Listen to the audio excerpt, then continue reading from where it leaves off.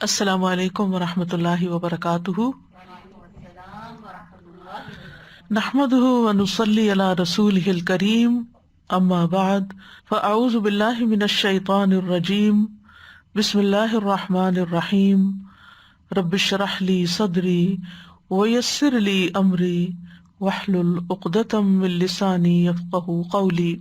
لو أنزلنا هذا القرآن على جبل لرأيته خاشعا متصدعا من خشية الله وتلك الأمثال نضربها للناس لعلهم يتفكرون۔ امثال القرآن پروگرام کے سلسلے میں آج ہم صحابہ کرام کے کردار کی مثال پڑھیں گے جو تورات اور انجیل میں بیان ہوئی ہے، جس کا ذکر قرآن مجید نے کیا سورۃ الفتح آیت نمبر 29 میں۔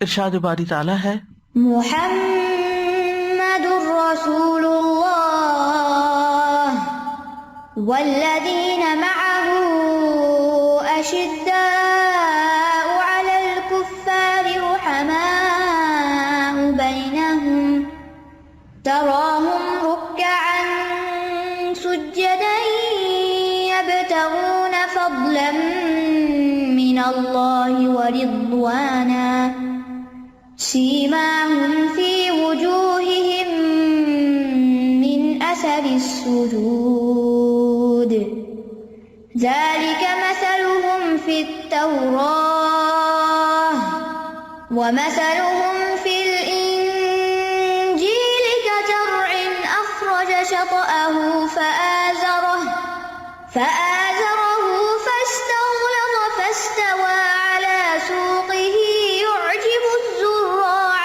ليغيظ بهم الكفار وعد الله الذين آمنوا وعملوا الصالحات منهم مغفرة وأجرا عظيما۔ محمد اللہ کے رسول ہیں اور وہ لوگ جو ان کے ساتھ ہیں کافروں پر سخت ہیں، آپس میں مہربان ہیں۔ آپ انہیں رکوع اور سجدہ کرتے ہوئے دیکھیں گے، وہ اللہ کا فضل اور رضامندی چاہتے ہیں۔ ان کی علامت ان کے چہروں پر سجدوں کے اثر سے ہے۔ ان کی یہ مثال تورات میں ہے اور ان کی مثال انجیل میں جیسے ایک کھیتی ہو جس نے اپنی کونپل نکالی، پھر اسے مضبوط کیا، پھر وہ سخت ہوئی، پھر وہ اپنے تنے پہ کھڑی ہو گئی۔ وہ کاشتکاروں کو خوش کرتی ہے تاکہ اللہ ان کے ذریعے کافروں کو غضبناک کرے۔ ان میں سے جو لوگ ایمان لائے اور انہوں نے نیک عمل کیے، اللہ نے ان سے بخشش اور بہت بڑے اجر کا وعدہ کر رکھا ہے۔ اس مثال کے اندر نبی صلی اللہ علیہ وسلم اور آپ کے صحابہ کا مقام، آپ کی فضیلت اور آپ کے کردار کے بارے میں بات ہوئی ہے، اور یہ مثال سورۃ الفتح میں آئی ہے۔ یہ سورۃ کریمہ اس وقت نازل ہوئی تھی جب رسول اللہ صلی اللہ علیہ وسلم ذوالقعدہ 6 ہجری میں حدیبیہ سے اس وقت واپس تشریف لا رہے تھے جب مشرکین نے انہیں عمرہ ادا کرنے سے روک دیا تھا، مسجد حرام میں داخل ہونے سے روک دیا تھا۔ وہ آپ کے اور بیت اللہ کے درمیان حائل ہو گئے تھے اور پھر آخر کار مصالحت اور معاہدے کی طرف مائل ہوئے۔ جب صلح حدیبیہ کا صلح نامہ لکھا جا رہا تھا تو رسول اللہ صلی اللہ علیہ وسلم نے یوں لکھوانا شروع کیا، محمد اللہ کے رسول کی جانب سے، یعنی محمد الرسول اللہ کی طرف سے۔ تو اس پر کفار کے سفیر سہیل بن عمر نے اعتراض کر دیا کہ ساری بات تو یہی ہے جس کی بنیاد پہ ہمارے اور تمہارے درمیان اختلاف ہے، تنازع ہے۔ اگر ہم محمد کو صلی اللہ علیہ وسلم کو رسول اللہ مان لیں تو جھگڑا ہی کیا باقی رہ جاتا ہے۔ تو انہوں نے کہا کہ اس کے بجائے محمد بن عبداللہ لکھو۔ آپ صلی اللہ علیہ وسلم چونکہ صلح کرنا چاہتے تھے ہر صورت، اس لیے آپ نے محمد الرسول اللہ کی بجائے محمد بن عبداللہ لکھنے کو کہا۔ تو اس آیت میں اللہ سبحانہ وتعالیٰ نے نبی صلی اللہ علیہ وسلم کا مقام بلند کرنے کے لیے آپ کے نام کے ساتھ رسول اللہ فرمایا ہے، اور ان کو بتایا جا رہا ہے، بلکہ ساری دنیا کو بتایا جا رہا ہے کہ اللہ ہی نے آپ کو رسول بنا کر بھیجا ہے، ہدایت دے کر بھیجا ہے، سچا دین دے کر بھیجا ہے۔ اس مثال سے پہلے سورۃ الفتح میں ہی آیت نمبر 18 میں اللہ سبحانہ تعالیٰ نے بیعت رضوان کا ذکر بھی کیا ہے، جس میں صحابہ نے موت پر بیعت کی تھی، حضرت عثمان کی شہادت کی جب خبر مشہور ہوئی تھی اس وقت، اور اس میں انہوں نے نبی صلی اللہ علیہ وسلم سے ہر حال میں اطاعت کا عہد و پیمان کیا تھا۔ تو اللہ تعالیٰ نے ان کے بارے میں فرمایا تھا لقد رضی اللہ عن المؤمنین اذ یبایعونک تحت الشجرۃ فعلم ما فی قلوبہم فانزل السکینۃ علیہم واثابہم فتحا قریبا۔ بلا شبہ یقیناً اللہ ایمان والوں سے راضی ہو گیا جب وہ اس درخت کے نیچے آپ سے بیعت کر رہے تھے تو اس نے جان لیا جو ان کے دلوں میں تھا، پس ان پر سکینت نازل کر دی اور انہیں بدلے میں ایک قریبی فتح عطا فرمائی۔ اس کے بعد سورت کے اختتام پر صحابہ کرام کی فضیلت بیان کی گئی، ان کی نمایاں صفات کا ذکر کیا گیا۔ کچھ صفات ان کی ذاتی کردار کی ہیں جو تورات میں بیان ہوئی، اور جو انجیل کے اندر صفات بیان ہوئی وہ ان کے اجتماعی کردار کے بارے میں ہے۔ تو آئیے دیکھتے ہیں آیات کو۔ سب سے پہلے فرمایا محمد الرسول اللہ، محمد اللہ کے رسول ہیں۔ قرآن مجید میں عموماً آپ صلی اللہ علیہ وسلم سے جب خطاب کیا جاتا ہے یا آپ کا ذکر آتا ہے تو نام کی بجائے مختلف القاب آتے ہیں، جیسے یا ایھا النبی، یا ایھا الرسول، یا آپ کے دیگر نام شاہدن و مبشرا و نذیرا و داعیا الی اللہ و سراجا منیرا وغیرہ۔ لیکن لفظ محمد قرآن مجید میں صرف 4 بار آیا ہے۔ سورۃ آل عمران میں وما محمد الا رسول، اور محمد ایک رسول ہی تو ہیں، اور سورۃ الاحزاب میں ما کان محمد ابا احد من رجالکم ولکن رسول اللہ وخاتم النبیین، محمد تمہارے مردوں میں سے کسی کے باپ نہیں بلکہ وہ اللہ کے رسول اور خاتم النبیین ہے۔ اور اسی طرح سورۃ محمد میں والذین آمنوا وعملوا الصالحات وآمنوا بما نزل علی محمد وهو الحق من ربهم، اور جو لوگ ایمان لائے اور انہوں نے نیک اعمال کیے اور اس پر ایمان لائے جو محمد پر نازل کیا گیا صلی اللہ علیہ وسلم، اور وہی ان کے رب کی طرف سے حق ہے۔ جہاں تک لفظ محمد کا تعلق ہے تو یہ حمد سے ہے، ہا میم دال سے، اور جس کی تعریف کی جاتی ہے اسے محمود کہا جاتا ہے، اور محمد کا معنی بھی یہی ہے وہ جس کی تعریف کی جائے۔ لیکن دونوں میں فرق کیا ہے؟ محمد صرف اس کو کہہ سکتے ہیں جو بکثرت قابل ستائش خصلتیں رکھتا ہو اپنے اندر، یعنی جس کے اندر واقعی تعریف کے قابل کردار ہو، عادات ہو، خصلتیں ہوں۔ لیکن محمود کسی کی بھی جب تعریف کی جاتی ہے تو مفعول کے وزن پر محمود ہو جاتا ہے، چاہے وہ تعریف جو ہے وہ حقیقت پر مبنی ہے یا نہیں، یا اس کے اندر وہ کوالٹیز ہیں یا نہیں۔ جیسے عام طور پر بادشاہوں وغیرہ کی شاعر جو تھے وہ تعریفیں کیا کرتے تھے جن میں کچھ باتیں بہت مبالغے پر مبنی ہوتی تھی، لیکن محمد لفظ کے اندر یا محمد کے معنوں میں یہ بات پائی جاتی ہے کہ واقعی وہ خصائل موجود ہوں اور کثرت سے موجود ہوں جن کی بنا پہ تعریف کی جا رہی ہے۔ نبی صلی اللہ علیہ وسلم کے دیگر نام بھی ہیں، احمد نام بھی ہے جو قرآن مجید میں 1 بار آیا ہے۔ آپ صلی اللہ علیہ وسلم نے فرمایا بلا شبہ میرے کئی ایک نام ہیں، میں محمد ہوں، میں احمد ہوں، میں ماہی بھی ہوں، میری وجہ سے اللہ کفر کو مٹائے گا، میں حاشر ہوں، سب لوگ میرے قدموں پہ جمع کیے جائیں گے، اور میں عاقب ہوں۔ اور اسی طرح دوسری جگہ پر مقفع اور حاشر اور نبی التوبہ اور نبی الرحمہ کے نام بھی ملتے ہیں۔ لیکن نبی صلی اللہ علیہ وسلم کو محمد الرسول اللہ کہنے میں آپ کی بہت بڑی فضیلت ہے، آپ کی بہت زیادہ عزت ہے، آپ کے مقام اور آپ کی رسالت کی گواہی دی گئی ہے۔ تو اللہ سبحانہ تعالیٰ نے آپ کے نام کو یہاں پر اجاگر کیا ہے اور اس نام کا ایک طرح سے شوق بھی دلایا ہے۔ اور ہم دیکھتے ہیں کہ امت میں جتنا نام محمد رکھا گیا ہے اتنا نام شاید ہی کوئی اور رکھا گیا ہو، یعنی لوگ اس کو اپنے لیے باعث فضیلت سمجھتے ہیں کہ ان کے نام کے ساتھ محمد صلی اللہ علیہ وسلم کا نام یا احمد کا نام آئے۔ تو محمد صلی اللہ علیہ وسلم واقعی قابل تعریف ہیں، اور آپ بے شمار اپنے اندر خصوصیات رکھتے ہیں جن کا ذکر اللہ سبحانہ وتعالیٰ نے بھی کیا، جن کا ذکر صحابہ کرام بھی کرتے ہیں، جو آپ کے گفتگو سے، آپ کے کردار سے، آپ کے عبادات سے، آپ کے معاملات سے ظاہر ہوتا ہے۔ دوسری طرف وہ لوگ ہیں جو آپ کے ساتھی تھے، والذین معہ، اور وہ لوگ جو آپ کے ساتھ ہیں، یعنی آپ کے ساتھی ہیں، آپ کے صحابہ ہیں جنہوں نے آپ کا ساتھ دیا. اور اس سے مراد سب سے پہلے اول درجے پر تو وہ صحابہ ہیں جو آپ کے ساتھ رہے ابتدا سے اور پھر بیعت رضوان میں بھی شرکت کی. اور اس کے بعد یہ کہ صحابی کے لفظ کے تحت وہ تمام لوگ آ جاتے ہیں جو تھوڑی دیر کے لیے بھی ایمان کی حالت میں آپ کے ساتھ رہے. اسی لیے منافقین جو ہیں وہ صحابی نہیں بن سکتے کیونکہ ان کے اندر ایمان نہیں تھا. پھر عمومی طور پر وہ سب لوگ جنہوں نے آپ کا ساتھ دیا تھرو آؤٹ دا ایجز، وہ مسلمان جنہوں نے احسان اور نیکی کے ساتھ آپ کی اتباع کی اور آپ کے مشن کا ساتھ دیا. سورۃ التوبہ میں ان کا ذکر آتا ہے، والسابقون الاولون من المہاجرین والانصار، یعنی یہ کیٹیگریز ہیں. سب سے پہلی کیٹیگری کن کی ہے؟ مہاجرین کی، پھر انصار کی، پھر اس کے بعد کون لوگ آتے ہیں؟ والذین اتبعوہم باحسان، وہ لوگ جو نیکی کے ساتھ ان کے پیچھے آئے، یعنی یا مہاجرین کے طریقے پر یا پھر انصار یا پھر کچھ دونوں کی صفات لے کر آپ کی پیروی کی. باحسان رضی اللہ عنہم ورضوا عنہ، اللہ ان سے راضی ہو گیا اور وہ اس سے راضی ہو گئے.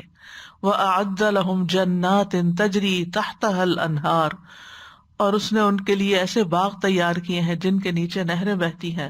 خالدین فیہا ابدا، جن میں وہ ہمیشہ ہمیشہ رہیں گے. ذالک الفوز العظیم، یہ ہے دراصل بہت بڑی کامیابی. اصل کامیابی تو یہ ہے کہ ایسے لوگوں کا ساتھ نصیب ہو، لیکن یہ اسی صورت میں ہو سکتا ہے جب ہم اپنی زندگیاں انہی کے طریقے کے مطابق گزاریں. ان کی خصوصیات کیا تھی؟ اشداء علی الکفار، کہ وہ کفار کے مقابلے پر سخت تھے. اشداء کا لفظ جو ہے شد سے ہے، شین دال دال، شدت کا لفظ بھی اسی سے نکلا ہے. اور یہ عہد، بدن، انسانی قوتیں، عذاب، ان مختلف معنوں میں شدت کا لفظ استعمال ہوتا رہتا ہے. قرآن مجید میں آتا ہے وَكَانُوا أَشَدَّ مِنْهُمْ قُوَّةً، وہ قوت میں ان سے بہت زیادہ شدید تھے. علمہ شدید القویٰ، جبریل علیہ السلام کی صفت ہے کہ آپ کو نہایت قوت والے نے سکھایا ہے. اور شدید القویٰ، یہاں جبریل علیہ السلام بھی شدید ہیں، لیکن کس میں؟ قوا میں، قوتوں میں. نہایت قوت والے جبریل علیہ السلام نے آپ کو سکھایا. جہنم کے اوپر جو ملائکہ مقرر ہیں ان کی بھی صفت آتی ہے غلاظ شداد. تو یہ مختلف لفظ شدید، شداد، اشد، شدہ، اشدہ، ایک ہی روٹ سے مختلف طرح کے الفاظ آتے ہیں. تو عربی زبان میں کہتے ہیں فلان شدید علیہ، فلاں اس پر بڑا شدید ہے، یعنی اس شخص کو جو شدید ہے، رام کرنا، اپنی باتوں میں لگانا، اس کو بہلانا پھسلانا، یہ بڑا مشکل ہے. یعنی بڑا بااصول انسان ہے وہ. یعنی سخت ہونے کا مطلب صرف یہ نہیں ہے کہ وہ میدان جنگ میں سختی کے ساتھ پیش آتے ہیں، مطلب یہ ہے کہ وہ اپنے ایمان کی پختگی، اپنے اصولوں کی مضبوطی، اپنی سیرت کی طاقت اور ایمانی فراست کی وجہ سے کفار کے مقابلے میں چٹان کے پتھر کی طرح ہیں. یعنی وہ موم کی ناک نہیں کہ جدھر ان کو موڑنا چاہے مڑ جائیں اور انہیں خریدا جا سکے یا ان کو اپنی مرضی کے مطابق ڈھالا جا سکے.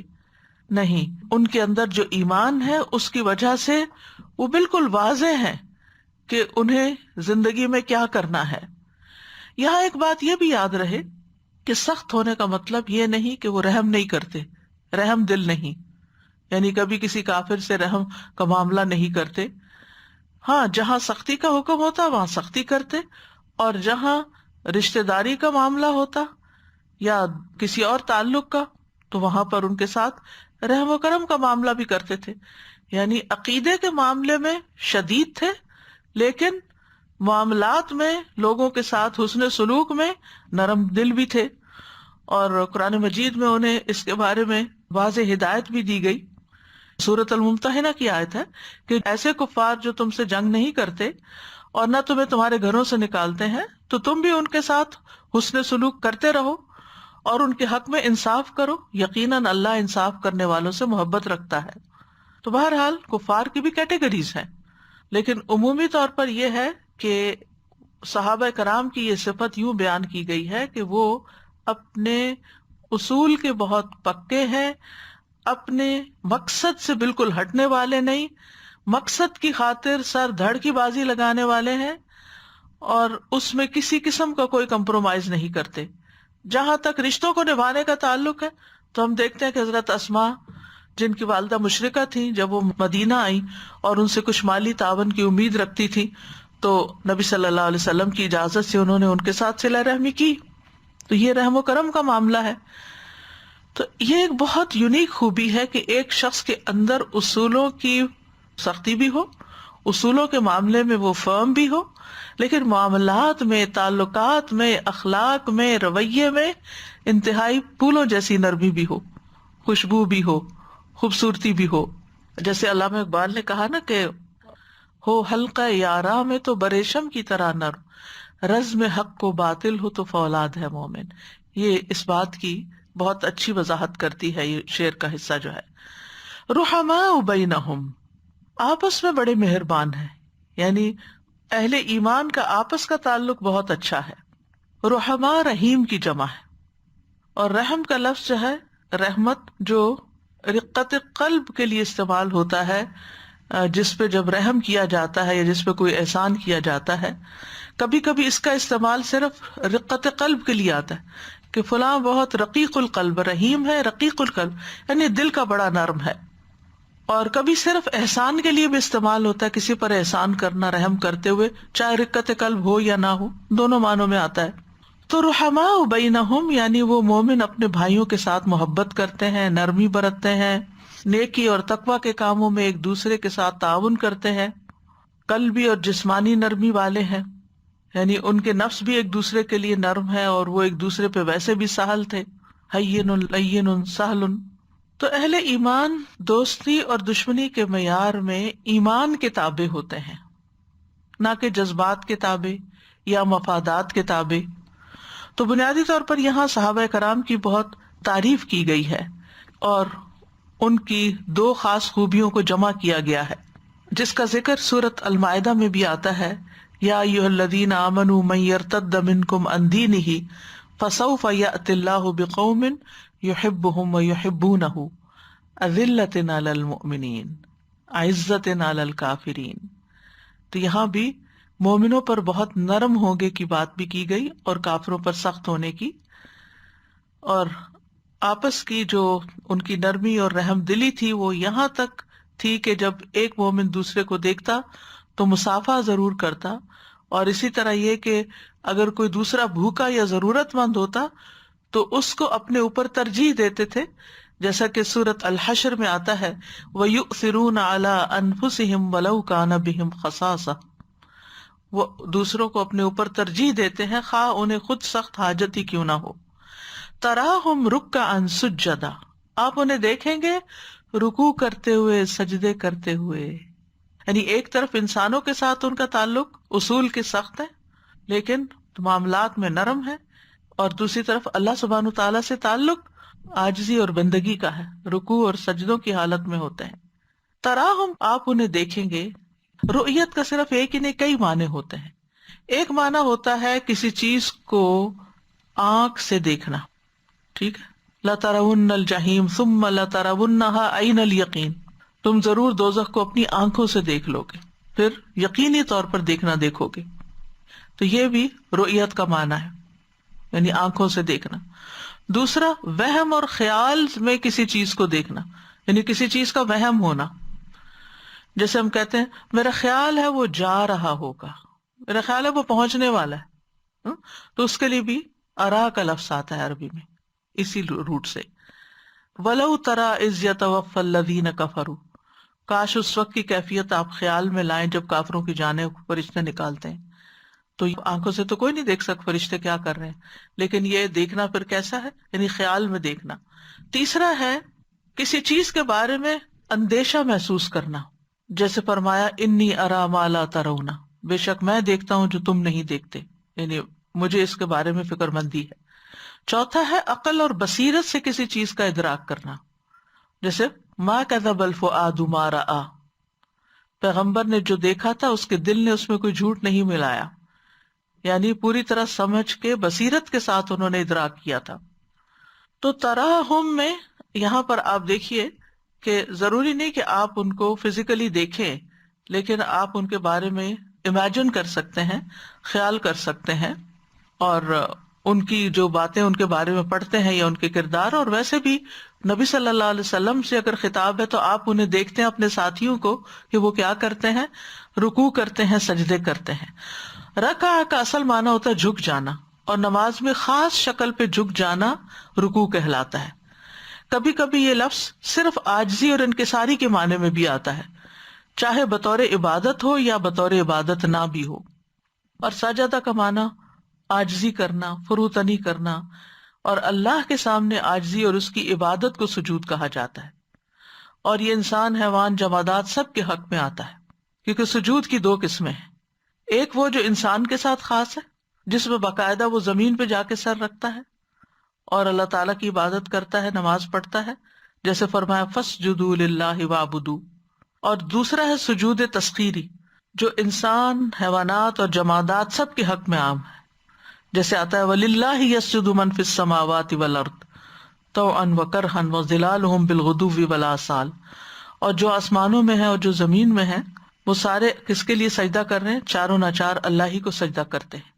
تو اب مثال کے طور پر یہ ٹیبل ہے یا کرسی ہے تو للہ من فی السماوات ومن، جو بھی کوئی ہے، تو ہم تو نہیں دیکھتے ان کو کہ کس طرح کا سجدہ ہے، تو یہ سجود تسخیری ہے، یعنی اللہ نے ان کو یہ صلاحیت بخشی کہ وہ جس بھی کنڈیشن میں وہ اللہ کے آگے جھکے رہیں.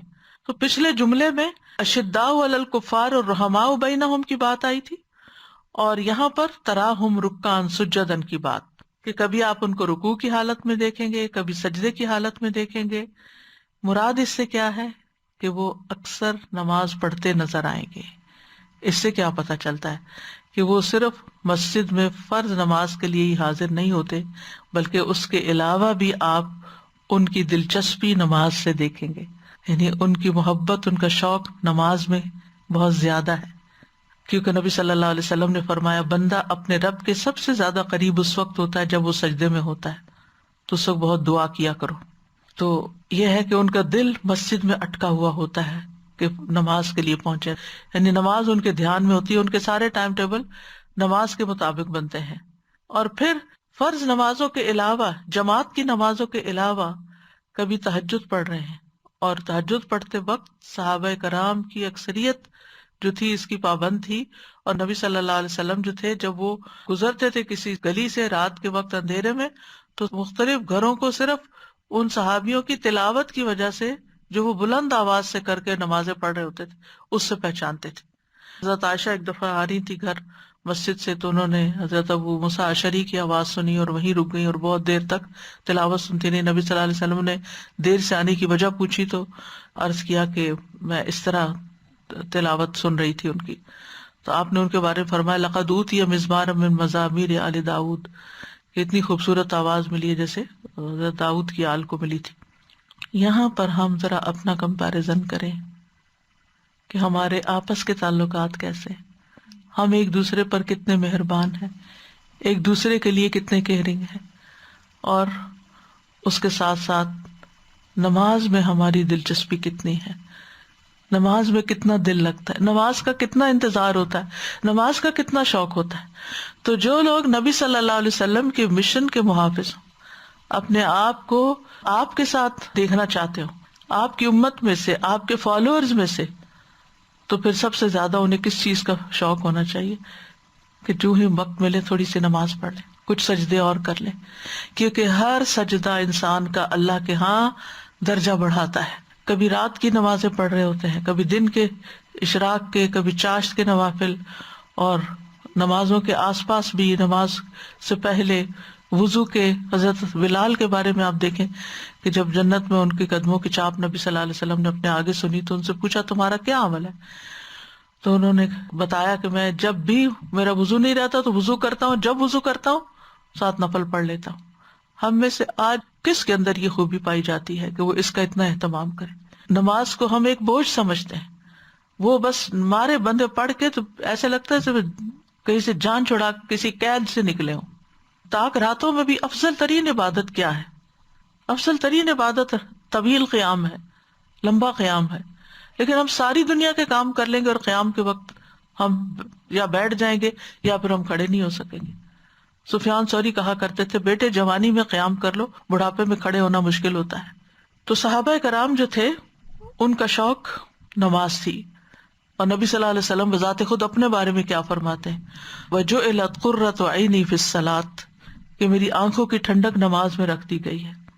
کہ you look forward for this, نہ کہ اچھا میں جلدی سے نماز پڑھ لوں. نماز کے ساتھ ہم نے جلدی کا لفظ لگا دیا، جلدی سے بس فریضہ سر سے اتار کے پھینک کے آ جاؤں میں.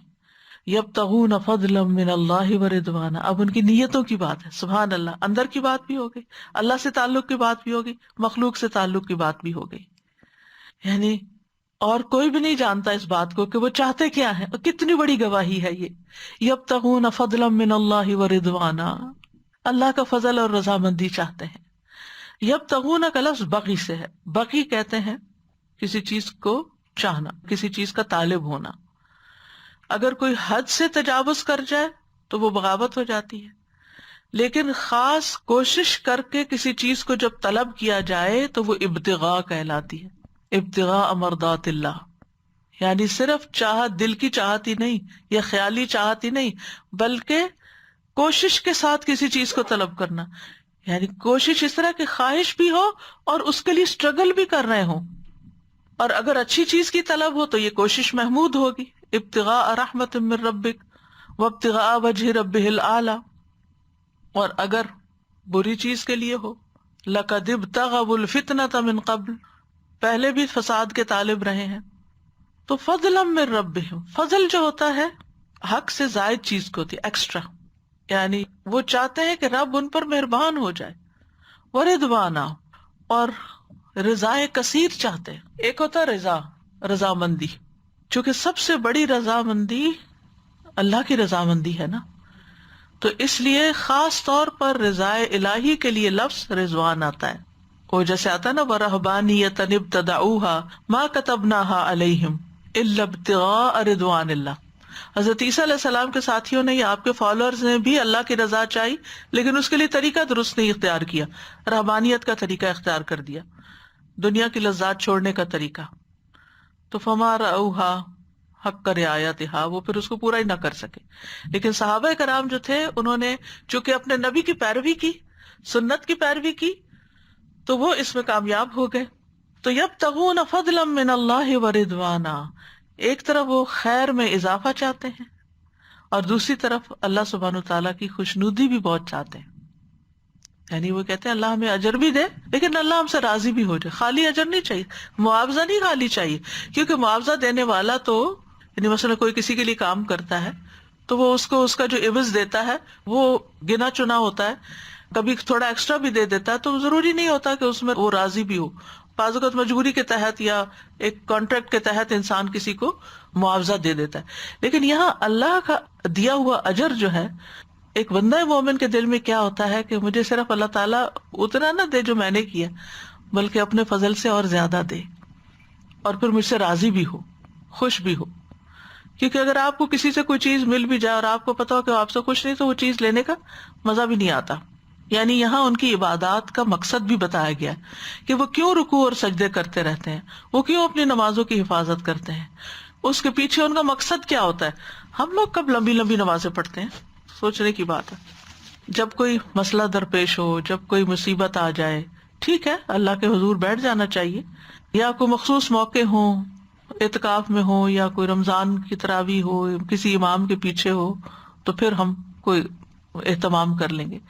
لیکن یہاں پر یہ خود سے جو والنٹیرلی اپنے رکوع سجدے کرتے ہیں، اس کے پیچھے ان کا مقصد صرف اللہ کا قرب حاصل کرنا ہوتا ہے، اس کی رضا اور ثواب حاصل کرنے میں کامیابی حاصل کرنا ہوتا ہے. اور نہ صرف یہ کہ نماز بلکہ باقی اعمال میں بھی اخلاص کے طالب ہیں. تو نماز ایسا عمل ہے نا جس میں ریاکاری بھی داخل ہو جاتی ہے. آپ ذرا خشوع سے پڑھیں، کوئی آ جائے تو آپ کے دل میں آئے گا واہ میں نے کیا کمال کیا، اور اس نے دیکھ لیا. لیکن شیطان آپ کے دل میں وسوسہ ڈال سکتا ہے. لیکن یہاں پر یہ ہے کہ وہ نمازوں سے بھی اور نمازوں کے علاوہ بھی اپنے تمام اعمال میں اپنی عقل کو خواہش پر ترجیح دیتے ہیں، دنیاوی لذت پر آخرت کے فائدے کو ترجیح دیتے ہیں اور اللہ کی رضامندی چاہتے ہیں۔ سیماہم فی وجوہہم من اثر السجود، سیماہم، سیما کا لفظ وسم سے ہے، وسم کہتے ہیں نشان لگانے کو، سمتن علامت اور نشان کو کہتے ہیں، اس سمت میں ڈائریکشن۔ وسمہ موسم بہار کی ابتدائی بارش کو کہتے ہیں جیسے آج کل ہو رہی ہے، اس لیے کہ اس سے زمین پہ گھاس کے نشان ظاہر ہونے لگتے ہیں، یعنی ابتدائی موسم بہار کے شاورز جب آتے ہیں تو ایک دم زمین ہری ہونے لگتی ہے تو وہ نشان پڑ جاتے ہیں، تو اس کو وسمہ کہتے ہیں۔ تو سیماہم فی وجوہہم، ان کے نشان ان کے چہروں میں ہوتے ہیں، من اثر السجود، سجدوں کے نشان کی وجہ سے، یعنی ان کی اطاعت کی علامت ان کے چہرے پر نظر آتی ہے، عبادت کے نشان ظاہر ہوتے ہیں۔ اس سے مراد عام طور پر جو لیا گیا ہے وہ یہ کہ ان کے اندر خشوع اور تواضع ہوتا ہے، ان کا اچھا اخلاق ہوتا ہے، جیسے ابن عباس نے کہا کہ اس سے مراد اچھے اخلاق ہیں، مجاہد کہتے ہیں اس سے مراد ان کا خشوع اور تواضع ہے۔ منصور مجاہد سے کہتے تھے میرا خیال یہ تھا کہ اس سے مراد ماتھے کے اوپر وہ نشان ہے جو سجدے کے اثرات سے ہوتا ہے، انہوں نے کہا یہ تو ان کی پیشانیوں پہ بھی ہوتا ہے جن کے دل فرعون سے بھی زیادہ سخت ہوتے ہیں، تو اس پہ مت بھولیں کہ کسی کے سامنے صرف نشان نظر آ۔ ہاں یہ ضرور ہوگا کہ ان کے جو چہرے کا نور ہے اور ان کے جو ملاحت ہے اور جو خشوع اور خضوع ہے اور جو ان کی نیکی ہے ان کے چہروں سے ظاہر ہوتی ہے، اور پلس یہ کہ وہ نشان بھی ظاہر ہو سکتا ہے، اور کبھی کسی کا اسکن ایسی ہوتی ہے کہ وہ نشان ظاہر نہیں بھی ہوتا۔ سدی کہتے ہیں نماز ان کے چہرے روشن کر دیتی ہے۔ بعض سلف کہتے ہیں جو کثرت سے رات کو نماز پڑھے گا دن کو اس کا چہرہ خوبصورت ہوگا۔ بعض سلف کہتے ہیں نیکی کی وجہ سے دل میں نور پیدا ہوتا ہے جس کی چہرے پہ روشنی آتی ہے، روزی میں کشادگی ہوتی ہے، لوگوں کے دلوں میں محبت پیدا ہو جاتی ہے۔ تو یہ تو حقیقت ہے نا کہ عبادت کا جتنا حسن ہوگا اتنا ہی انسان کا باطن بھی روشن ہوگا اور پھر ظاہر بھی اس کا روشن ہوتا جائے گا۔ یعنی جب آپ اخلاص کے ساتھ عبادت کرتے ہیں، کوئی کام کرتے ہیں، تو آپ کے دل کے اندر ایک خاص بصیرت اور ایک خاص روشنی آ جاتی ہے، ایک فراست آ جاتی ہے، آپ وہ کچھ دیکھنے لگتے ہیں، اپنی غلطیاں اور برائیاں بھی، صرف دوسروں کی نہیں، اپنے اندر بھی، اور دوسروں کی خوبیاں آپ کو نظر آنے لگتی ہیں، آپ کو بہترین فیصلے کرنے کی توفیق ہونے لگتی ہے، اور یہ اس وقت ہوتا ہے جب آپ کی عبادت میں اخلاص ہوتا ہے، یعنی عبادت کی کثرت بھی ہو اور اخلاص بھی ہو، تو اللہ سبحانہ و تعالیٰ ایسے لوگوں کے لیے وہ کچھ ظاہر کر دیتا ہے کہ جو باقی لوگوں کو ظاہر نہیں ہوتا، چاہے وہ نمازیں بھی پڑھتے ہوں۔ اور عمومی طور پر ہم دیکھتے ہیں کہ انسان کے باطن کا اس کے اوپر اثر ہوتا ہے، جن کی نیتیں اچھی ہوتی ہیں، جن کے اندر خدا ترسی ہوتی ہے، وہ بھی ان کے چہروں سے ظاہر ہوتی ہے۔ حضرت عمر کہا کرتے تھے جو انسان اپنے باطن کو درست کر لیتا ہے اللہ اس کے ظاہر کو بھی درست کر دیتا ہے۔ تو بہرحال یہ اسلام کی علامت ہوتی ہے، اخلاق کی، خشوع و خضوع کی، جو ان کے چہروں پہ نظر آتی ہے، اور اس کے بارے میں شام کے عیسائیوں نے بھی گواہی دی تھی، انہوں نے صحابہ کے چہروں سے انہیں پہچان لیا تھا۔ امام مالک کہتے ہیں جب صحابہ کرام کی فوجیں شام کی سرزمین میں داخل ہوئیں تو شام کے عیسائی کہتے تھے کہ مسیح کے حواریوں کی جو شان ہم سنتے تھے یہ تو اسی شان کے لوگ نظر آتے ہیں۔ یہ صحابہ کرام کو دیکھتے ہی پہچان لیا انہوں نے۔ اور یہاں سجدے کا خاص ذکر کیا گیا ہے کیونکہ سجدہ ہی اصل عبادت ہے، اور اللہ کی عبادت اور اخلاص کے درجات میں سب سے اعلیٰ درجے کی مثال ہے، اور عاجزی اور انکساری کی بھی۔ اور بعض یہ بھی کہتے ہیں کہ یہ نور جو ہے وہ قیامت کے دن بھی ان کے چہروں پہ ہوگا، وضو کے اعضاء کے چمکنے کی وجہ سے وہ پہچانے جائیں گے۔ یعنی دنیا میں تو ان کو یہ نور ملتا ہی ہے، قیامت کے دن بھی نور ملے گا جس کی وجہ سے وہ دوسرے لوگوں سے الگ طور پہ پہچانے جائیں گے، یہ ان کی علامت ہوگی۔ ابن عباس کہتے ہیں قیامت کے دن ان کی نمازیں ان کے چہروں پہ ظاہر ہو جائیں گے۔ اللہ ہمیں اچھی نمازوں کی توفیق دے کہ جیسی خوبصورت نماز ہوگی ویسے ہی خوبصورت چہرے ہوں گے۔ تو بہرحال ایک اور نقطہ یہاں قابل غور ہے کہ اللہ تعالیٰ نے ان کے اخلاق کی صفت پہلے بیان کی ہے اور نمازوں کی صفت بعد میں بیان کی ہے، کیونکہ آپ کسی کو نماز تو کسی وقت پہ پڑھتا ہوا دیکھیں گے، شاید نہ بھی دیکھیں، لیکن کسی انسان سے ملتے ہی اس کا معاملہ آپ کو سمجھ آ جائے گا کہ کس قسم کا انسان ہے۔ فرمایا ذالک مثلہم فی التوراۃ، ان کی یہ مثال، ان کا یہ وصف، ان کی یہ علامات تورات کے اندر پائی جاتی ہیں۔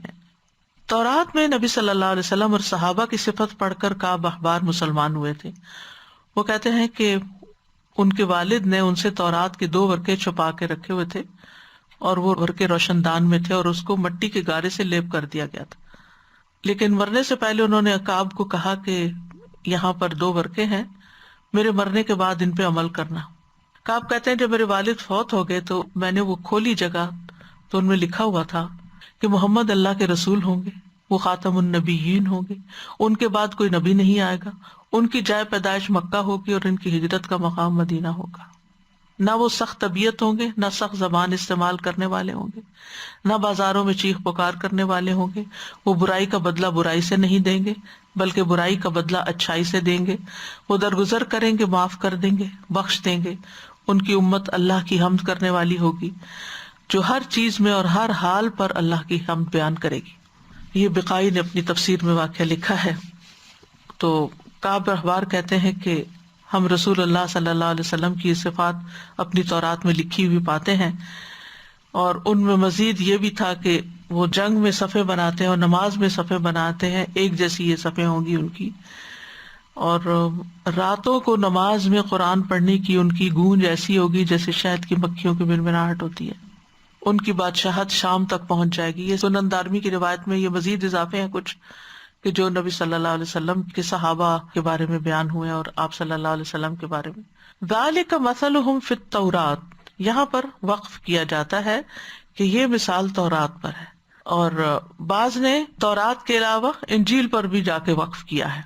اور صحابہ کرام کی جو مثال انجیل میں آئی ہے بنیادی طور پر وقف تورات پر ہی بنتا ہے، انجیل والی مثال آگے ہے. یعنی مثلہم فی الانجیل کیا ہے؟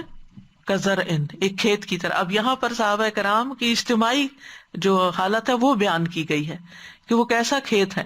یعنی انجیل میں ان کی مثال کھیتی کی طرح ہے، اور زر کہتے ہیں نباتات اگانے کو، اور زارع کہتے ہیں کسان کو. اور یہاں زارع کون ہے؟ محمد صلی اللہ علیہ وسلم، جنہوں نے یہ کھیت لگایا تھا، یہ باغ لگایا تھا صحابہ کرام کا. اخرج شطأہ فآزرہ، یہ کھیتی ایسی تھی کہ جس نے سب سے پہلے اپنی شاخیں نکالی. شط یعنی یہ وہ چھوٹی چھوٹی سٹیمز ہوتی ہیں جو مین سٹیم سے رائٹ لیفٹ نکل رہی ہوتی ہیں. وہ چھوٹے چھوٹے تنکے سے نہیں ہوتے جو لگے ہوئے ہوتے ہیں.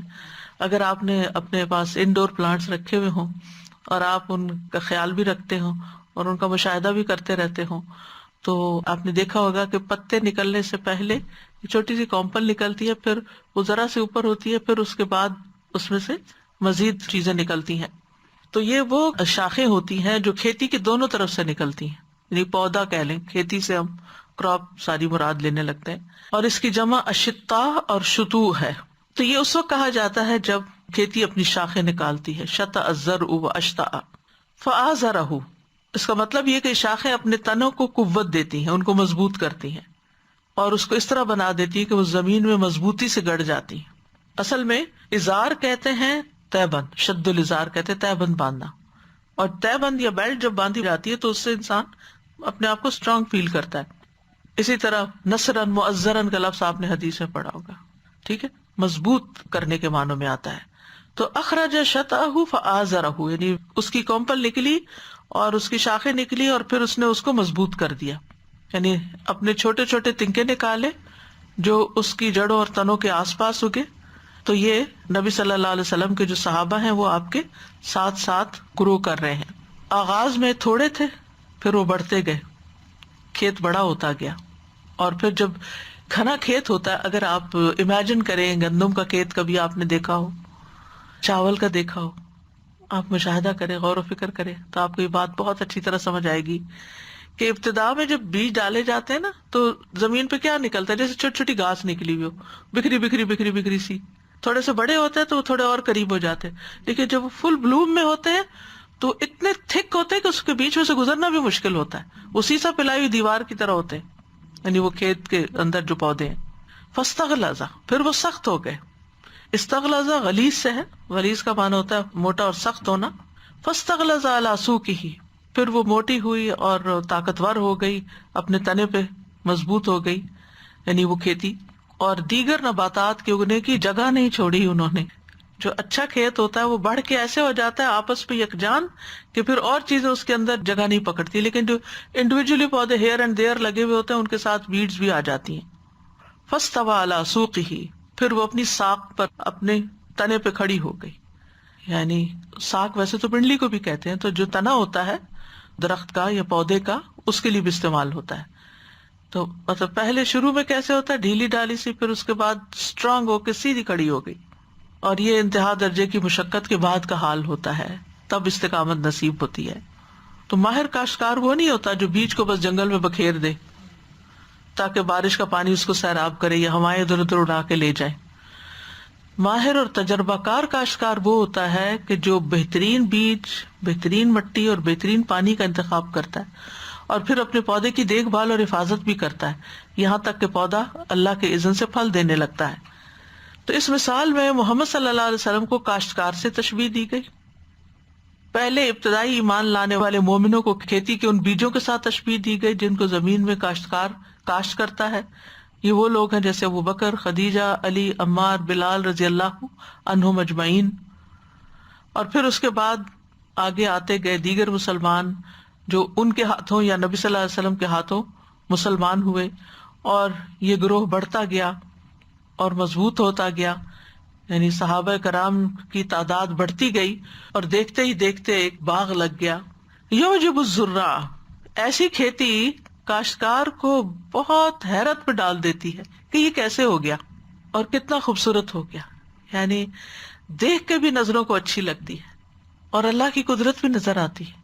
یعنی اگر آپ کبھی کسی گاؤں میں رہے ہوں یا آپ فارم پہ جا کے دیکھیں ایسی چیزوں کو، تو اللہ کی قدرت نظر آتی کہ ایک دانہ جس سے 7 بالیاں نکلی اور پھر وہ مضبوط ہوئی اور انہوں نے بیج اٹھائے، اور پھر صرف ایک دانہ تھوڑی، تو اس کھیت میں جتنے بھی تھے ان سب نے یہی کیا، تو وہ سب مل کے کیا کچھ بن گئے، پھر حیرت کا سبب بن گئے. یعجب، حیرت میں ڈالتی ہے، یعنی خوش کرتی ہے. مراد اس سے خوش کرنا ہے، کیونکہ حیرت کی چیز بعض اوقات انسان کی خوشی کا باعث بھی ہوتی ہے نا. سرپرائزز لوگ اسی لیے دیتے رہتے ہیں. تو مطلب یہ ہے کہ یہ کھیتی اپنی قوت، اپنی شکل و صورت کے اعتبار سے لوگوں کو بہت اچھی لگتی ہے. ابتدا میں پتلی تھی، کمزور تھی، جدا جدا تھی، پھر جب بڑھنے لگی تو ایک دوسرے کے قریب آ گئی. یعنی پودا چھوٹا ہوتا ہے تو دور ہوتا ہے، لیکن جب وہ بڑا ہو جاتا ہے تو ایک دوسرے کے اندر مکس اپ ہو جاتا ہے. اسی لیے اگر آپ کبھی پودے لگائیں تو آپ کو معلوم ہوگا کہ آپ مناسب فاصلے پر پودا لگاتے ہیں تاکہ اس کو بڑھنے کی جگہ ملے. اس نے بڑھنا ہے. تو صحابہ کرام بھی جب وہ بڑھے تو پھر وہ آپس میں بھی ایک دوسرے کے بہت قریب ہو گئے، سیسا پلائی ہوئی دیوار ہو گئے. شروع میں ان کی حالت کمزور تھی لیکن بعد میں وہ اسٹرانگ ہو گئے. جیسے سورۃ انفال میں آتا ہے نا، وَاذْكُرُوا إِذْ أَنْتُمْ قَلِيلٌ مُسْتَضْعَفُونَ فِي الْأَرْضِ تَخَافُونَ أَنْ يَتَخَطَّفَكُمُ النَّاسُ فَآوَاكُمْ وَأَيَّدَكُمْ بِنَصْرِهِ وَرَزَقَكُمْ مِنَ الطَّيِّبَاتِ لَعَلَّكُمْ تَشْكُرُونَ. یاد کرو جب تم بہت تھوڑے تھے، زمین میں نہایت کمزور تھے، ڈرتے تھے کہ لوگ تمہیں اچک کے لے جائیں گے. ایک اکیلا پودا چھوٹا باریک اٹھانا، اتارنا، کھینچنا بہت آسان ہوتا ہے، لیکن اتنی بڑی کھیت کو ہاتھوں سے تو کوئی نکال ہی نہیں سکتا. فرمایا کہ تمہیں ڈر تھا کہ لوگ تمہیں اچک کے لے جائیں گے، تو اس نے تمہیں جگہ دی اپنی مدد کے ساتھ، تمہیں قوت بخشی، تمہیں پاکیزہ چیزوں سے رزق دیا تاکہ تم شکر ادا کرو. اس کو آپ اس مثال سے بھی دیکھ سکتے، جیسے ایک بچہ ہوتا ہے نا، آپ 1 منٹ میں اس کو اٹھا کے اوپر لے جاتے، وہ بےچارے کا اپنے سے یہ نہیں ہوتی کہ میں نے نہیں اٹھنا، اور بعض سے بڑا ظلم کرتے، اٹھا کے اپنے سر سے بھی اوپر اس کو اچھالتے رہتے ہیں بال کی طرح. لیکن جب انسان ہیوی ویٹ، اسٹرانگ مسل بلڈ ہو جاتے ہیں اس کے، تو پھر کسی کے لیے اس کو اٹھا کے ہلکا سمجھ کے ادھر سے ادھر کرنا مشکل ہوتا ہے. تو یہی بات ہے کہ ابتدا میں کمزور تھے لیکن پھر مضبوط ہو گئے. اللہ سبحانہ تعالیٰ نے نبی صلی اللہ علیہ وسلم کے ہاتھوں یہ کھیت جو لگوایا، یہ باغ جو لگوایا اور اس کو اتنی مضبوطی عطا کی، اس کے پیچھے ایک مقصد یہ بھی تھا، لیغیظ بہم الکفار، کہ ان کی مضبوطی، ان کی کثرت، ان کی آپس کی محبت اور ان کی عبادت، ان سب چیزوں کو دیکھ کر جو ان کے دشمن ہیں وہ غیظ و غضب میں آتے رہیں. جسے کہا نا، قل موتوا بغیظکم، بدبختو مر جاؤ اپنے غصے میں. تو یہاں ہے لیغیظ بہم الکفار. غیظ کہتے سخت غصے کو، وہ حرارت جو انسان اپنے دل کے دوران خون تیز ہونے پہ محسوس کرتا ہے نا، یعنی ہاٹ فیلنگ آنے لگتی ہے غصے سے، یہ وہ غیظ ہوتا ہے. یعنی اللہ سبحانہ تعالیٰ نے صحابہ کرام کو اور آپ کے پیروکاروں کو ایسا کمال دیا کہ جس کو دیکھ کے پھر ان کے دشمن غصے میں آتے تھے کہ وہ سمجھتے تھے یہ کبھی ختم ہو جائیں گے، یہ تو بہت کمزور ہے، بس اکڑ جائیں گے، زمین سے چلے جائیں گے، یہاں سے نکل جائیں گے. لیکن مکہ سے نکل کر جب وہ مدینہ میں گئے تو انہوں نے جڑ پکڑ لی. اسی طرح یہ کہ کھیتی سے خیر بھی بہت پہنچتی ہے، تو صحابہ کرام سے لوگوں کو بہت خیر پہنچی، یعنی ان کی قوت ایمان اور قوت عمل جو تھی وہ لوگوں کو دین کی طرف لانے کا سبب بنی. یہاں ایک سائیڈ نوٹ کے طور پر یہ ہے کہ صحابہ سے وہی محبت کرے گا جس کے اندر ایمان ہوگا، اور ان سے غصہ اور غضب کس کو ہوگا؟ جس کا ایمان درست نہیں ہوگا، کیونکہ یہ لیغیظ بہم الکفار. ابو عروہ زبیری کہتے ہیں ہم امام مالک کی مجلس میں حاضر تھے، ایک شخص نے بعض صحابہ کرام کی تنقیص کے کچھ کلمات کہے، یعنی صحابہ کے شان میں گستاخی کی. تو امام مالک آیت پوری تلاوت کر کے جب ان الفاظ پہ پہنچے لیغیظ بہم الکفار، تو کہنے لگے جس شخص کے دل میں صحابہ میں سے کسی کے ساتھ غیظ ہو تو اس کو اس آیت کی وعید ملے گی.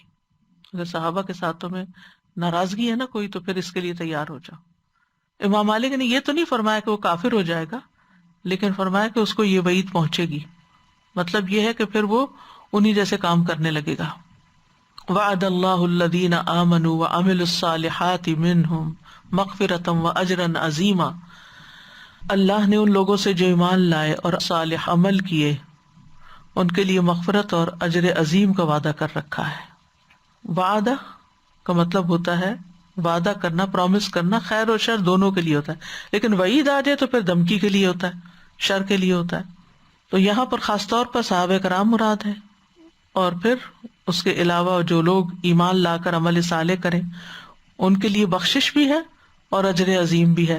انہوں نے فضل مانگا تھا، اللہ نے ان کو فضل عطا کر دیا، بے پایا ثواب اور اجر عطا کیا، پاکیزہ رزق کا وعدہ کیا.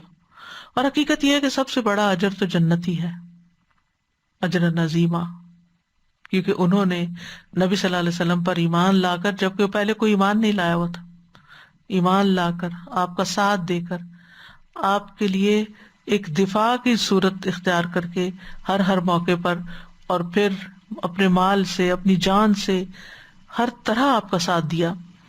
اور پھر آپ کے بعد بھی دین کی خدمت اور دین کی مدد اور دین کو لوگوں تک پہنچانے میں اپنے گھر بار بھی چھوڑے، اپنے علاقے چھوڑے، جہاد کیے، پھر مال قربان کیے، اور ہر طرح کی قربانی کی انہوں نے.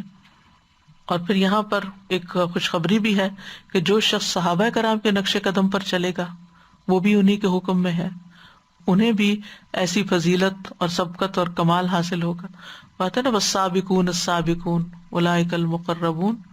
اور پھر یہ ہے کہ پہلوں میں زیادہ ہے اور پچھلوں میں کم ہے، جس سورۃ الواقعہ میں آتا ہے نا، یعنی بعد کے افراد میں سے، امت میں سے بھی ایسے لوگ آئیں گے جو ان کے طریقے پر چلیں گے، لیکن کم ہوں گے ایسے لوگ. اور پھر اس آیت سے یہ بھی پتہ چل رہا ہے کہ ایمان اور عمل صالح کا نتیجہ کیا ہے، مغفرت اور اجر عظیم. اور پھر یہ کہ صحابہ کرام کی ہمیں عزت اور احترام کرنا چاہیے، کیونکہ آپ ہمارے پیارے نبی کے ساتھی تھے. اور سب سے پہلے کچھ لوگ مسلمان ہوئے جس میں 5 غلام، 2 عورتیں اور ابو بکر صدیق رضی اللہ عنہ تھے. پھر حضرت ابو بکر صدیق نے بھی آگے دعویٰ کا کام شروع کیا تو ان کے ہاتھ پہ کچھ لوگ مسلمان ہوئے. حضرت ابو بکر صدیق کی قربانیاں آپ کے سامنے ہیں، کس طرح انہوں نے اپنا جان مال قربان کیا، نبی صلی اللہ علیہ وسلم کے ساتھ مکہ میں بھی لازم رہے، آپ کا دفاع کرتے رہے، غار میں آپ کے ساتھی تھے، ہجرت کے سفر میں آپ کے ساتھی تھے، مدینہ جا کر بھی ہر جنگ میں حاضر تھے، بدر ہو، احد ہو، خندق ہو، حنین ہو، تبوک ہو، کہیں آپ کا ساتھ نہیں چھوڑا. پھر حضرت خدیجہ کا، یعنی خاتون کا کردار آپ دیکھیے، آپ نے ان کے بارے میں فرمایا وہ مجھ پر اس وقت ایمان لائی جب لوگ کفر کر رہے تھے، میری اس وقت تصدیق کی جب لوگ میری تکذیب کر رہے تھے، اپنے مال سے میری ہمدردی اس وقت کی جب لوگوں نے مجھے اس سے دور رکھا. کیسی کیسی قربانیاں انہوں نے کی. غزوات میں ہم دیکھتے ہیں کہ کس طرح آپ کا دفاع کیا ام عمارہ رضی اللہ تعالی عنہا نے، حضرت طلحہ بن عبید اللہ نے، سعد بن ابی وقاص نے. جب کفار نے آپ کے اوپر حملہ شروع کیا تو انہوں نے آپ کو گھیرے میں لے لیا، آپ نے فرمایا کہ ان کو کون مجھ سے ہٹائے گا تو اس کے لیے جنت ہے، وہ جنت میں میرا رفیق ہوگا. تو انصار میں سے ایک شخص پڑا یہاں تک کہ وہ شہید ہو گیا. پھر دوبارہ آپ نے یہ بات فرمائی. پھر ایک اور آیا، 7 انصاری اسی طرح شہید ہوئے آپ کا دفاع کرتے ہوئے. پھر وہ اپنے ماں باپ آپ پہ فدا کرنے والے تھے. اور کس طرح ابو طلحہ رضی اللہ تعالیٰ عنہ جب تیر چلاتے تھے تو کہتے تھے میرے ماں باپ آپ پہ قربان، آپ سر نہ اٹھائیے کہیں کافروں کا کوئی تیر آپ کو نہ لگ جائے. اور وہ کہتے کہ ان کا سینہ نبی صلی اللہ علیہ وسلم کے آگے آگے رہا کہ اگر کوئی تیر آئے تو ان کو لگے، آپ صلی اللہ علیہ وسلم کو نہ لگے. کس طرح حضرت عائشہ بنت ابی بکر اور ام سلیم جنگ احد میں زخمیوں کو پانی پلا رہی تھی. اس کے برعکس منافقین کا کردار کیا تھا کہ رسول اللہ صلی اللہ علیہ وسلم سے اعراض برتتے تھے، یعنی آپ کے قریب نہیں آتے تھے. یصدون عنک صدودا، پھر جنگوں میں پیچھے رہ جاتے تھے. غزوہ احد میں ان کا کردار کیا تھا. تو بنیادی طور پر اس مثال سے یہ پتہ چلتا ہے کہ صحابہ کرام کی یہاں فضیلت بیان ہوئی ہے، ان کا کردار بیان ہوا ہے کہ جن سے اللہ تعالیٰ راضی ہو گیا ہے وہ سب لوگوں سے افضل لوگ ہیں. حدیث میں آتا ہے کہ اللہ نے لوگوں کے دلوں کا جائزہ لیا، سب سے افضل دل محمد صلی اللہ علیہ وسلم کا پایا اور پھر اس کے بعد آپ کے صحابہ کا پایا تو ان کو اپنے نبی کے وزیر بنا دیا. ہمیں صحابہ جیسا ایمان لانے کا حکم ہے. فَإِنْ آمَنُوا بِمِثْلِ مَا آمَنْتُمْ بِهِ فَقَدْ اهْتَدَوْا، اگر وہ ایسا ایمان لائے جیسے تم ایمان لائے ہو تو یقیناً وہ ہدایت پا گئے. اور صحابہ کرام کی جو فضیلت ہے وہ اس اعتبار سے بھی ہے کہ وہ نبی صلی اللہ علیہ وسلم کی رفاقت میں تھے. ابن عمر فرمایا کرتے تھے محمد صلی اللہ علیہ وسلم کے صحابہ کو برا نہ کہنا، پس ان میں سے کسی ایک صحابی کا گھڑی بھر ٹھہرنا یعنی نبی کی صحبت میں تم میں سے کسی کی زندگی بھر کے عملوں سے بہتر ہے. اسی طرح سعید بن زید کہتے ہیں صحابہ میں سے کسی ایک آدمی کا رسول اللہ صلی اللہ علیہ وسلم کے ساتھ جہاد میں حاضر رہنا اور اس میں اس کے چہرے کا غبار آلود ہو جانا تمہاری ساری زندگی کے اعمال سے کہیں زیادہ بہتر ہے، خواہ نوح علیہ السلام کی زندگی کیوں نہ مل جائے. یعنی جو ان کی قربانیاں اور جو ان کا اخلاص ہے ان کا مقام بہت بڑا ہے. اس لیے کسی کو بھی صحابہ کے بارے میں نامناسب گفتگو نہیں کرنی چاہیے اور ان کے ساتھ محبت کا رشتہ ہونا چاہیے، کیونکہ ایمان والوں کا آپس کا رشتہ محبت کا رشتہ ہوتا ہے.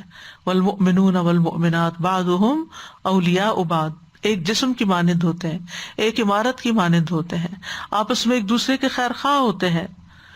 بیمار ہو تو بیمار پرسی کرتے ہیں، فوت ہو جائے تو کفن دفن اور جنازے میں شریک ہوتے ہیں، دعوت دے تو قبول کرتے ہیں، ملاقات کرے تو سلام کرتے ہیں، چھینک آئے تو دعا دیتے ہیں، غائب ہو تو خیر خواہی کرتے ہیں، پھر آسانی اور نرمی والے ہوتے ہیں، ایک دوسرے سے محبت اور انس رکھتے ہیں، بھائی بھائی بن کے رہتے ہیں، ایک دوسرے کی مدد میں رہتے ہیں، ایک دوسرے کی تکالیف اور پریشانیاں دور کرتے ہیں اور اپنے آپ کو ہمیشہ مدد کے لیے پیش کرتے ہیں، پیچھے نہیں رہتے. اور چھوٹے چھوٹے کاموں میں بھی ایک دوسرے کی مدد کرتے ہیں، ایک دوسرے کے لیے آئینہ ہوتے ہیں. تو کرنے کے کام کیا ہے کہ صحابہ کرام کے کردار کا مطالعہ کریں، اس کو اختیار کرنے کی کوشش کریں، ان سے محبت کریں، ان جیسے اعمال کے لیے سرگرداں ہوں، ان سے بغض نہ رکھیں، ان کے بارے میں بدگمانی نہ کریں، ان کے آپس کے اختلافات کو اجتہادی اختلافات سمجھیں. آپس میں بھی جن لوگوں کے ساتھ آپ رہتے ہیں، چاہے گھر والے ہوں، سسرال ہوں، میکے ہوں، ماں باپ کا گھر ہو، کسی ہاسٹل میں رہتے ہو، جہاں بھی لوگوں کے ساتھ مل کے رہتے ہیں محبت اور اتفاق سے رہیں. اور پھر نمازوں کی پابندی، نمازوں کی کثرت، رکوع اور سجود کی خوبصورتی اور اس میں زیادہ وقت لگانا، محبت سے کرنا. پھر یہ کہ جیسے صحابہ نے دین کے پھیلانے کے لیے کوششیں کی، یعنی وہ آپ کے مددگار بنے دین کو دور دور تک لے جانے کے، تو اسی صف میں ہم بھی شامل ہو جائیں، دین کے پودے لگائیں، لوگوں میں دین کے نشر و اشاعت کریں.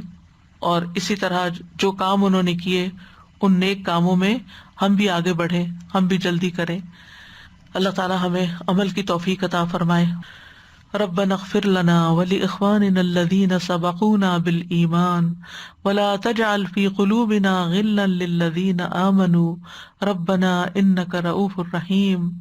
اللهم احسنت خلقي فاحسن خلقي. اللهم اهدني لاحسن الاخلاق لا يهدي لاحسنها الا انت واصرف عني سيئها لا يصرف عني سيئها الا انت اللهم ألف بين قلوبنا، اللهم ألف بين قلوبنا وأصلح ذات بيننا واهدنا سبل السلام ونجنا من الظلمات إلى النور وجنبنا الفواحش ما ظهر منها وما بطن وبارك لنا في أسماعنا وأبصارنا وقلوبنا وأزواجنا وذرياتنا وتب علينا إنك أنت التواب الرحيم واجعلنا شاكرين لنعمتك مثنين بها قابليها وأتمها علينا یا رب العالمین۔ ربنا آتنا فی الدنیا حسنۃ وفی الآخرۃ حسنۃ وقنا عذاب النار۔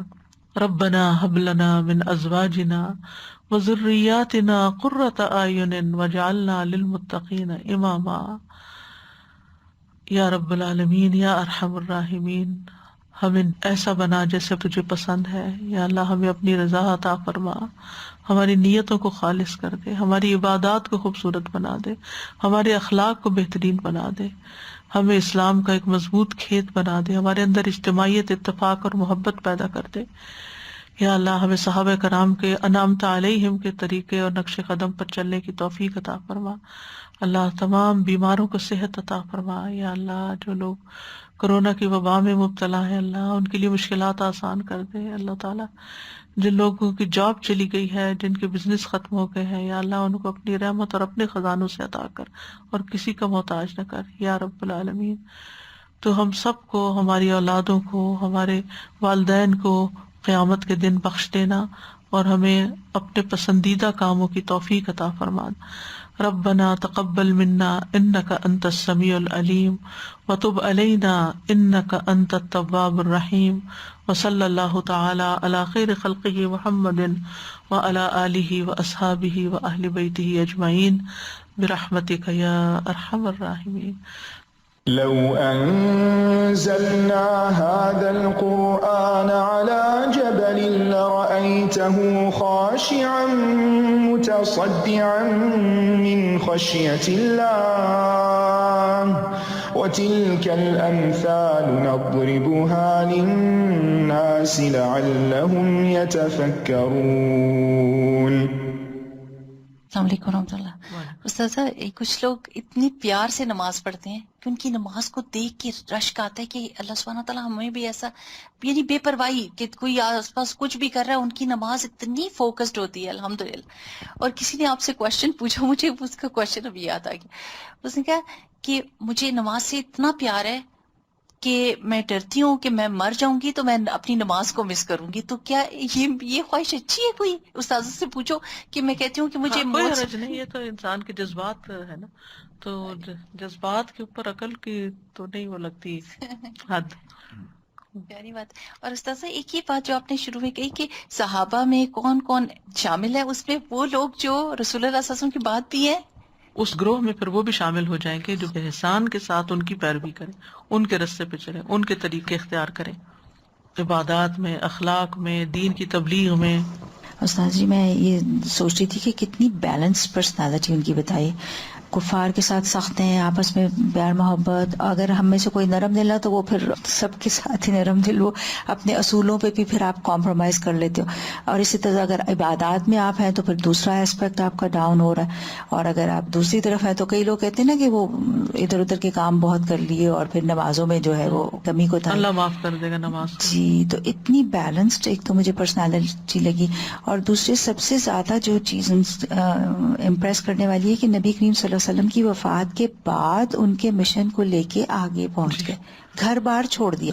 حالانکہ ویسے اگر دیکھا جائے تو وہ تو نبی کریم صلی اللہ علیہ وسلم جب سامنے تھے تو پھر ہوتا ہے نا کہ موٹیویشن بھی ہو رہی ہے اور آپ کو اپریسیشن بھی کائنڈ آف مل رہی ہے، یہ جو بھی، تو ان کی وفات کے بعد گھر بار چھوڑنے اپنے دین کی اشاعت کے لیے، بالکل امیزنگ۔ کتنے علاقے تو بعد میں فتح ہوئے ہیں نا۔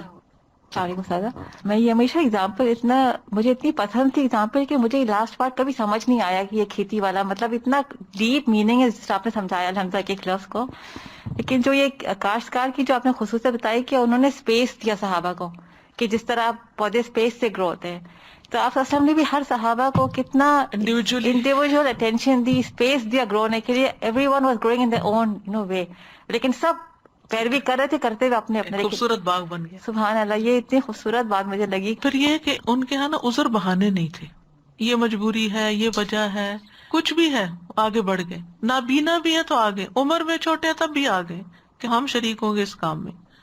اللہم یسألک رضا کا والجنہ، تو وہ کتنی اچھی دعا ہے، اللہ تعالیٰ کی رضا مل جائے اور جنت بھی مل جنت بھی جائے. مل جائے. تو بالکل. استاذ آپ نے ایک دفعہ بتایا تھا نا کہ رسول اللہ صلی اللہ علیہ وسلم نے یہ نہیں کیا کہ عمر کو کہا کہ تم ابو بکر بن جیسے جاؤ. بن جاؤ، اور ابو بکر کو یہ نہیں کہا کہ عمر جیسے. استاذہ جی، ہم دوسرے کو نا اپنے نظریے سے دیکھتے ہیں، اپنی اینک سے، اپنے ہی طریقے سے.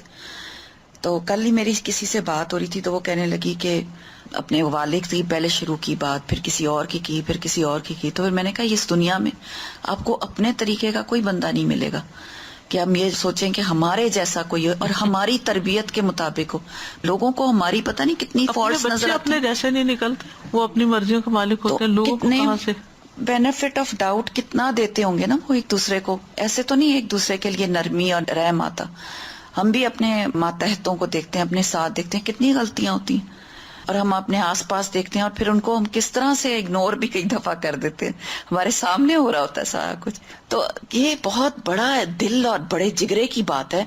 اور پھر اگر کوئی ایسی بات ہے کہ وہ آپ کلیئر بھی کر لیتے ہیں، آپ گرجز دل میں لے کے نہیں بیٹھتے جس کی وجہ سے پھر معاملات درست ہوتے جاتے ہیں. کئی دفعہ آپ کسی کا نظریہ سمجھنے کی بھی کوشش نہیں کر رہے ہوتے کہ یہ کس اینگل سے دیکھ رہا ہے کسی بات کو، یا یہ کس کو کیا کہنا چاہتا ہے. اس سے استاذہ جی بہت زیادہ آپس میں باتیں جو ہیں کلیئر ہو جاتی ہیں. الحمدللہ، جزاک اللہ خیر. میں دیکھ رہی تھی کہ صحابہ کرام رضی اللہ عنہم، اگر انسان اینالائز کرے کہ دے ور ٹاپ پرائیورٹائزرز، کیونکہ ان کو اپنی زندگی کی پرائیورٹی سیٹ تھی اور وہ کہیں نہیں ہلی. یعنی ساتھ ہی آپس میں بھی اگر کسی نے کسی اللہ تعالیٰ کے حکم سے یعنی نسبتاً کم عمل کیا، یا نبی صلی اللہ علیہ وسلم کی سنت سے کہیں ذرا سا بھی ادھر ادھر ہونے لگے تو فوراً ایک دوسرے کو پکڑ کے کھینچا. ہم کتنی احادیث میں پڑھتے ہیں کہ ایک دوسرے سے تھوڑا سا فرم یا ڈانٹ کے بھی بعض اوقات صحابہ نے کیا کیا کہ ان کو واپس سنت پہ لے کر آئے. تو یہ چیز ان کی اسٹرینتھ تھی.